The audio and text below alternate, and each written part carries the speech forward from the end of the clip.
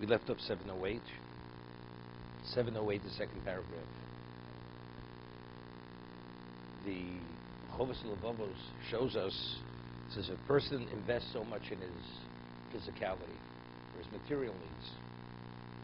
Minimally, shouldn't a person take the same initiative for spirituality, where there's no comparison between the value of one to the other? And he showed other things. A person is willing to take the initiative and the investment and the chance, although there's a strong probability you're not going to succeed. And when it comes to spirituality, whatever initiative you take, it's always a success. But yet, people don't think about it that way. If a person conducts himself with this degree of zeal or ambition and effort and initiative when it comes to perfect your physicality,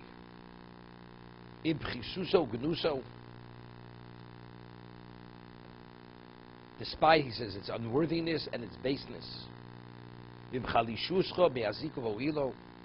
and with your inability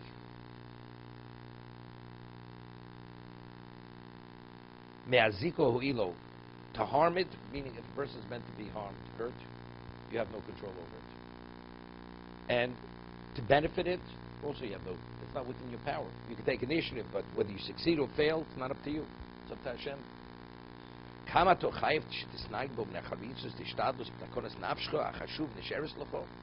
much more so is one obligated to conduct himself with the zeal and the initiative to perfect his neshama, which is exalted, which remains with him even beyond his physical life. And there you're commanded to conduct yourself regarding it, and to delve and to be focused on how to perfect it. Through the acquisition of wisdom and understanding.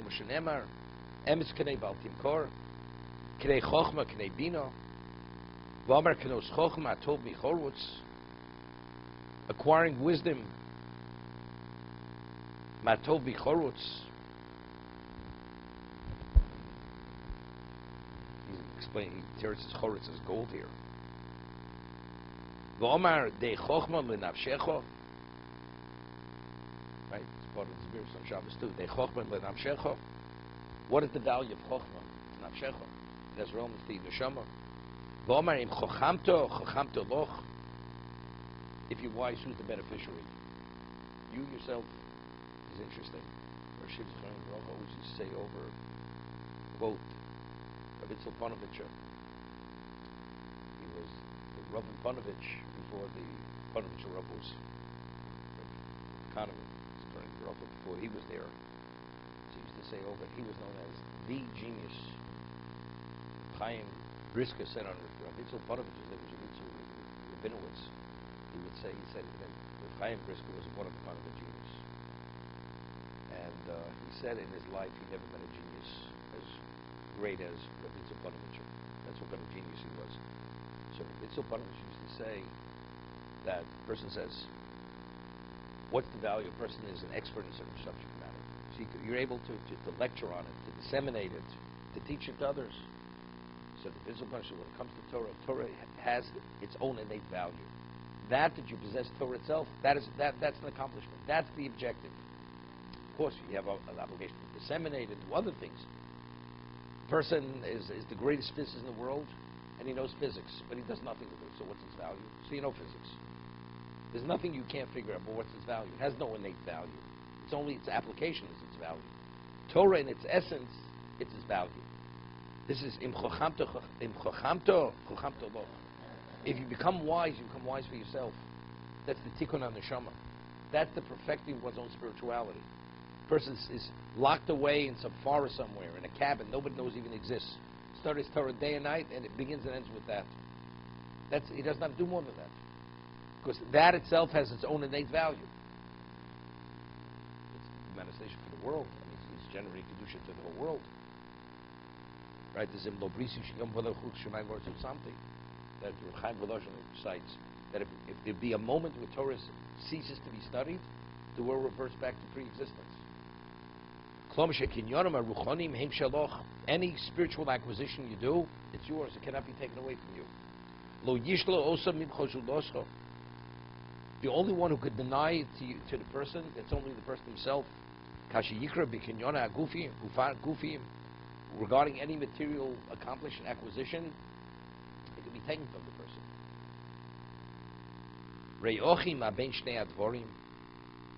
Understand, my brother, what's the difference between these two areas, these two classifications, and try to turn away from the superfluities, meaning from the excesses of the world. You should take initiative of what you need for your end. Is a phenomenal to bring out a point, because he grasped it with such understanding. In Europe, we used to have fairs, like the Basel Fair, different fairs. It goes back to the Middle Ages. So people would come once a year, and they would buy whatever area of their business was, textile, diamonds, metal, whatever it was, some commodity. They would buy it, and that was the year's profit based on how well they did at the fair. Buying and selling whatever it was. So thousands of people would come. The fair would go on for maybe a month or 2 months. So there were people, they were like ancillary businesses. People would set up restaurants, and they would have all kinds of different types of cuisines. And, the person who had money was able to go and really wine and dine himself. You had clients, you had customers, whatever you do. This person goes to the fair, and he goes with a certain amount of money, and he's into wining and dining. It's okay. It's already a week before the end of the fair. So he meets a friend, says, how you doing? Have you succeeded? The restaurants are unbelievable. The cuisine, the quality of the food, there's only like once a year I'm able to have it. He says, what about business? He says, I didn't get around to it yet. He said, really, there's a week left. Once a week passes, you're wasting your time. You didn't come to the fair to go to restaurants, to eat and drink and to socialize. You're here you're here for business. He says, is there something wrong with you? See, the Chovot HaLevavos says, person comes into this world. What's he busy with? Of course, a human being. You have to eat, you have to drink. There are many things you have to do. But the question is, after everything's said and done, what have you accomplished? The fair is almost over. The clock is ticking. Do you know when checkout time is? You never know when checkout time is. This is the Chovot HaLevavos. So that's what he says. The initiative should be what you need for what the end is all about. That's what you should invest in.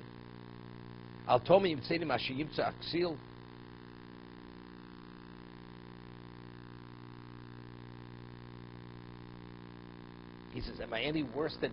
What about a person is ignorant? Right? Why should I be any different than he? Because the claim is based on your understanding.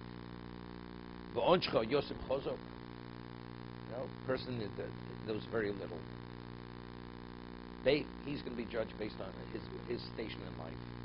Person has a greater understanding, has a greater background. He's judged based on who he is. It's a different type of evaluation, totally different. Give an example.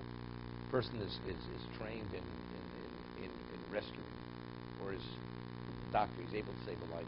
Person has died, and another person has no relevance. He doesn't even know how to begin. All he can do is at best is assist the person, to be an assistant. And somebody's dying all by himself. He doesn't save his life. There's no claim against him. There's no claim against him. The man is not capable. The other person who's qualified to save it doesn't save the person's life. There's a very strong claim. You could have saved his life. The man died because he didn't take the initiative. That's what it's all about. So the same thing, based on who you are and what you know and what you understand, or your endowment of intelligence, that will determine what exactly the judgment is going to be regarding that person. The sin is more severe. And the claim, the computation against you, the reckoning, is because that you turned a blind eye is more exacting. Don't count down on anything unless you have some level of merit.